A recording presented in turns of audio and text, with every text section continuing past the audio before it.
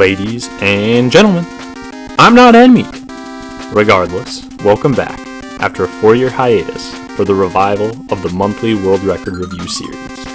Nmeade's last installment covered the first quarter of 2022, and since then the series has been sorely missed by many people, myself included, so I decided to throw my hat in the ring and take a shot at bringing it back.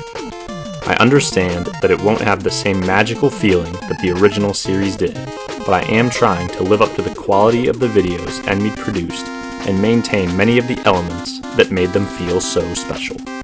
With all that said, I will be adding a few new elements to these videos, including coverage of flap world records, some worldwide tops changes, and what to watch out for in the coming months. Thank you all for watching, and without further ado,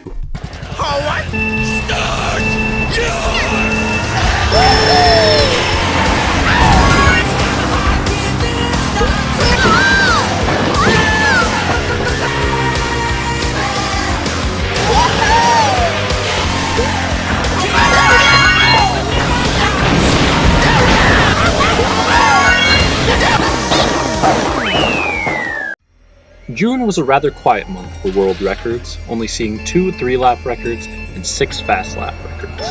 Kicking off the month on June 2nd, we had a world record that may have come as a surprise to many. American player Idris reclaimed the Mushroom Gorge unrestricted world record from Bryce with a time of 19.618, setting his first world record in over 3 years. Idris has a long history on Mushroom Gorge glitch, setting his first world record on the category back in 2018 and having top times going back even further. Idris was the first player to implement the modern quint strategy, where the player never touches the ground after getting onto the rock, and together with Bryce, has pushed this strategy down to where it stands today over the past 7 years. MG Unrestricted is, in my opinion, the most unique category in the game. At a high level, it requires using the Wii wheel for its full input range, allowing the player to use any combination of vertical and horizontal stick inputs ranging from -7 to +7 along both axes, where all other controller types restrict the player to only a subset of these inputs. This greater input range gives more control over the vehicle in the air, but is substantially more difficult to master, as you are required to use the Wii wheel motion controls and have to keep track of multiple directions of inputs at once, whereas on most categories, the player only needs to worry about either horizontal or vertical inputs at any given time, but almost never both. I'll readily admit that I'm no expert on MG Ultra, but fortunately, Idris was kind enough to spare much of his time, enlightening me on some of the intricacies of the category. Idris says that the pace in this run was subpar, that a very good lap 3 managed to salvage the run and secure a new world record. He comments that there are 3 points in the run that largely determine how fast it will be.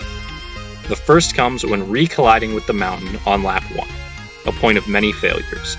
The run can end almost immediately by sticking to the mountain, which prevents changing direction back to the finish line, or from not re-colliding with the mountain at all and falling into the chasm, or from just not landing back quickly enough and being too slow. In this run, Idris does a short neutral hold just before resuming a tail dive to ensure that he goes far enough to hit the last key checkpoint, but Idris comments that he held neutral for just a bit too long, and it resulted in him swinging out a little wide on the lap transition. This causes him to land back on the mountain to start lap 2 further into the lap than is ideal, losing a bit of time. The second key point comes when landing back on the mountain at the end of lap 2. Idris comments that you ideally want to land with the bike parallel to the mountain, and that in this run, Idris nosedived a little too early. Fortunately, it worked out for Idris as his momentum transferred quickly and the transition into lap 3 was good. There are 2 methods for the lap 3 transition, the safer of which being colliding with the finish line pole, which stops your momentum and allows you to start building it again in the right direction for lap 3. But because you lose all of your momentum and have to build it again, this method is slower than option 2, which is just avoiding the finish line pole and attempting to barely graze key checkpoint 0 to start the lap while still maintaining momentum. In this run, Idris landed far behind the line and performed the latter, setting him up for a fast lap 3 split, but still needed to close out a fast finish to secure the world record. This brings us to the third and final key point in the run, which is the reversal at the end of lap 3 to finish the run. Idris makes a small adjustment with the wheel to ensure he reaches the last key checkpoint and the lap will count, but after that, comments that the run is effectively out of his hands and that QM alone will determine the rest.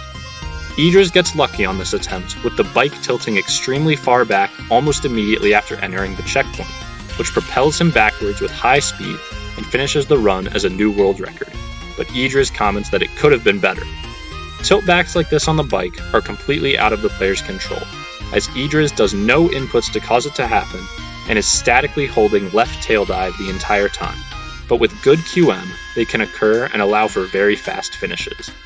It's possible to even have multiple of them occur in one run, giving even faster backwards momentum to the finish. Idris comments that he tested the finish of this run in Dolphin and was able to get it to be 200 milliseconds faster just by tail diving on a different frame due to better QM, but that there is no way to know this will happen beforehand, and that he just does his best to graze the last key checkpoint and hope that the rest works out. MG Ultra is one of the most flow-based runs in the game, and behind every small input adjustment lies Idris making precise reads on position and alignment, predicting what will happen up to an entire lap ahead based on what he's doing at any given moment. I hope I was able to explain some of it, but I bet I probably got mixed up and left out some important stuff, so I highly recommend checking out the run on his channel and paying attention to the Wii Wheel input viewer to get a sense for the mastery Idris has over this bizarre category.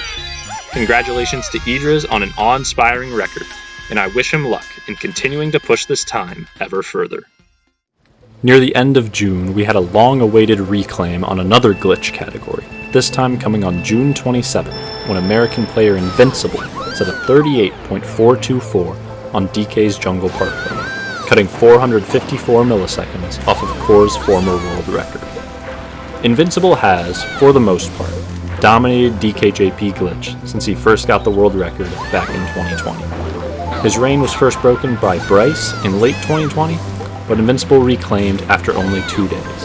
And after Core's monumental 38.878 in 2024, many expected Invincible to return and reclaim the world record quickly once again.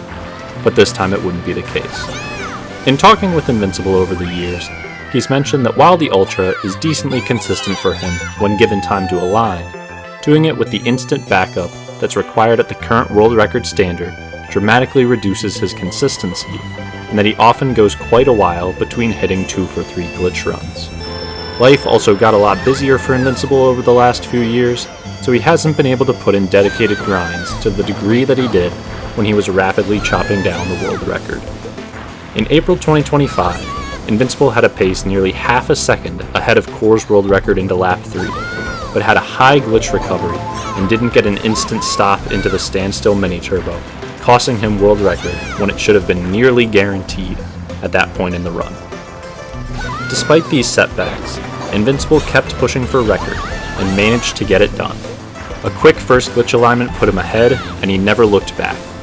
Of note is Invincible's adoption of the hopless recovery strategy 3 for 3 in this run. Bryce originally introduced this strategy to world records along with the TAS low glitch in 2020, but Invincible stuck by the standard hop recovery in most of his further records, only using the hopless recovery on one lap in his 41.072 former world record. The advantage this strat provides is being able to get up to speed much sooner after releasing the standstill mini-turbo, which can save a couple tenths of a second if done well. In this run, Invincible hits it most cleanly after the first glitch recovery, getting up to about 87 speed from it. The second recovery is also pretty clean, but Invincible landed further back in the cave, forcing him to delay his wheelie, which dropped his speed back down to 81. On lap 3, Invincible was slow to react to his landing position and ended up getting an air pocket after releasing his SSMT, which kept his speed down in the upper 60s before he could get his wheelie, which Invincible comments is the thing in this run he considers to be a real mistake. This category still has more potential to go down to a 37, and possibly beyond, with even cleaner glitch recoveries and faster setups. If a viable glitch setup can be found for vehicles with high off-road stats, it may also be possible to cut even more by taking a much straighter line between glitches, instead of driving the last turn of the track. As for when all of this may happen, only time will tell. Core has recently been spotted on Parkway again, now using the hopless recovery as well, so if we're lucky we may get a bit of a battle over the upcoming months. Regardless, Invincible says that this run is his magnum opus in the game, that he'd be perfectly content with this being his final world record, and that he has nothing but love for Core supporting him throughout all of his attempts over the years. Congrats to Invincible on a very well-deserved world record. Moving on to some fast lap world records, I would be remiss to not mention a massive, and rather unexpected, development that occurred this month. Flap world records are now on mkwrs.com. At the end of 2025, a couple polls were held in the public time trial server about if people wanted flap world records added to MKWRS, and with their addition being heavily favored, Cole was contacted about their addition, and he said he would, but no one knew when it would occur. Fast forward about 6 months, in the wee hours of the morning of June 23rd, flap world records are suddenly on MKWRS. On MKWRS, under Mario Kart Wii, you'll now notice that under most pages, there is an option near the top of the screen to see flaps or a combination of 3 laps and flaps. At first, it was only on a main page detailing combined flaps and 3 laps and on individual tracks and player profiles. But at the time of recording this, Cole has since added duration, activity stats, and snapshots for flaps, and I believe more flap functionality will continue to be added soon. It's important to note that the flap world record data was transferred from the Fast Lap world record Google Sheet, and that if you have a different name listed on MKWRS and the flap sheet, even as small as a difference in letters being capitalized, the importing process created a second profile for the player, and MKWRS updaters will need to be contacted to merge the 2 profiles. So what does this mean for the game at large? Well, I'd say that this change should hopefully bring a lot more attention to flaps. Back in the early years of the game, flaps were pretty important because they contributed equally to 3 lap for your average finish on the player's page, which was the main ranking site at the time. But since the beginning of Mario Kart Wii's dead era, the player's page began taking on a much less important role in the community, and fast laps have fallen in relevance as a result. Being on MKWRS will hopefully bring increased activity to flap categories once again. Now for the actual flap records, kicking off the month, Finnish player Seffish would set a 27.462 on N64 Mario Raceway unrestricted flap. This would come as a massive 1 second, 639 millisecond cut over JC's previous flap world record of a 29.101. The Wario Bike Superslide, or WBSS, strategy for this category is still very new, with the first few flap world records with WBSS being achieved in late 2025 by JC. There are 2 types of velocity in Mario Kart Wii: internal velocity, IV, and external velocity, EV. Wario Bike Supersliding works by getting the bike stuck in the ground, partially below the track, then tapping a direction with the stick to build external velocity, which can be used to travel close to the maximum speed of 120 for an extended period of time without the use of any boosts.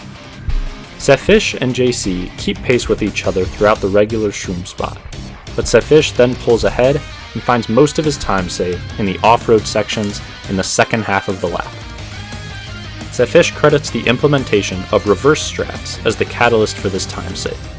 According to Seffish, holding or tapping reverse in the off-road provides a more favorable angle to build EV, allowing Seffish to maintain a higher speed through the off-road sections because he can avoid countersteering in those sections, which lowers EV.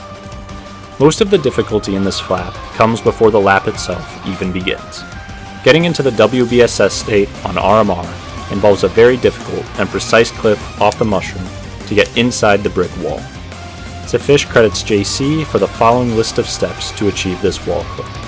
First, align perfectly with the alignment ghost for the clip. Then from an SSMT, hold tail dive and shroom. Wheelie exactly 1 frame after shrooming, and upon clipping, flick hard left and immediately back to neutral, then proceed to nosedive. A few frames before landing, hold neutral, brake, and make careful adjustments upon landing. If you do all of this correctly, you should come to a stop on the scene. Seffish uses tape to help with the clip alignment and says he has about a 20% success rate with the clip off the mushroom, but says that the left tap after clipping is very difficult. Even after all that, stopping on the scene is the most difficult part. He says that for stopping on the seam, you need to stop nosediving at a different time on every attempt, and that there is seemingly no way to know when you need to stop nosediving, and that you just have to hope you guess correctly. The fish prefers to navigate the seam and reverse back to the flat ground section, as it makes the super slide entry easier. Once in the WBSS state, the fish actually opts to spend much of the remainder of the lap in off-road, as it lowers internal velocity and gives him more time to build up as much EV as possible before entering the flat. Fish comments that with the new reverse strats, he expects a 26-second lap to happen in the future, but it remains to be seen who will be up to the task. Congrats to Fish on an awesome flap record. I'm sure we'll be seeing another jaw-dropping run from him soon. A couple days later, on June 8th, Australian player Mitch would set a 39.623 on N64 Sherbetland No Glitch Flap, his first of 2 improvements on the category this month. This would come as a 23 millisecond improvement over the previous world record, which was a tie between Logan and Paul M at a 39.646. Mitch commented that this lap came as a surprise to him, as he was expecting a 0.6 before crossing the line, but wasn't expecting to jump all the way from his 7.35 former PB to this time. The first shroom in this run was poor, as the bounce upon landing lost around 30 milliseconds compared to a good shroom. The second shroom was very good, but a couple of drops on the straight cost some more time. Mitch's driving in the cave was very clean, and a good last shroom secured the new flap world record. In his comments on the run, Mitch stated that he knew he could get a 0.5 lap, and a couple weeks later, he would achieve it. On June 23rd, after a short vacation, Mitch would break into 0.5 territory with a 39.592, an improvement of 31 milliseconds over his previous flap world record. This was the first flap record set since their addition to MKWRS, and Mitch remarks that he's proud to have been the first to do it. In his 0.5, he improved upon the first shroom of his previous record, getting a good landing, and also converted one of the good drops on the straight to a full chain, pulling even further ahead. His second shroom in cave driving was good once again, and going into the last shroom, Mitch was over 50 milliseconds ahead. A wide cave exit and a good drop before the shroom cost a large portion of his lead, but Mitch secured the first 0.5 on the category with a good third shroom and tighter ending alignment. Also of note is the use of slight wheelie turning used throughout the flap. The Magic Cruiser has a high enough acceleration that holding plus or minus 1 on the stick doesn't lose any speed while in a wheelie. Mitch uses this after the second shroom in his 0.5 to correct his alignment, and also used it after the third shroom to get a straighter line into the finish. This technique can be used just about everywhere, and can also benefit the alignment after the first turn, the last turn in the cave, and the alignment into the last turn, but is risky to attempt due to the difficulty of hitting the one angle without overdoing it and losing speed. Mitch believes that with a perfect flap, a 39.4 is possible, and with Mitch still pursuing the 3-lap category for a lower 203, we may see some more improvements to the flap category soon. Congrats to Mitch on these awesome flap records. Moving on to Maple Treeway, American player Demon would set a 42.660 no glitch flap, an improvement of 47 milliseconds compared to his previous flap world record from 2021. Demon has been the Treeway king for well over a decade now, and has an unbroken reign on the no glitch flap record dating back to 2013. After spending the majority of the past year focused on Acorn Heights in Mario Kart World and achieving a 156 there, Demon returned to his Treeway stomping grounds to attempt to improve his no glitch world record, doing some flap attempts when he gets a poor beginning. His new flap gets a very good first shroom and a tight jackstrap, but a poor alignment afterwards forced some heavy wheelie turning and cost some time, making it a rather average section. The Wiggler entry was also good, but once again the alignment forced some wheelie turning that made it an average section. Demon was too tight on the hut turn before turn skip, which forced counter steering and lost close to 100 milliseconds. Demon comments that the turn skip was also poor, having too much air and slow air after the bonk, but he made up some ground with the post-turn skip shroom. Still behind entering the net, Demon was on a bad cycle and only got a double net, but he managed to make up the deficit and more by implementing the center branch tricks for the first time in a flap record.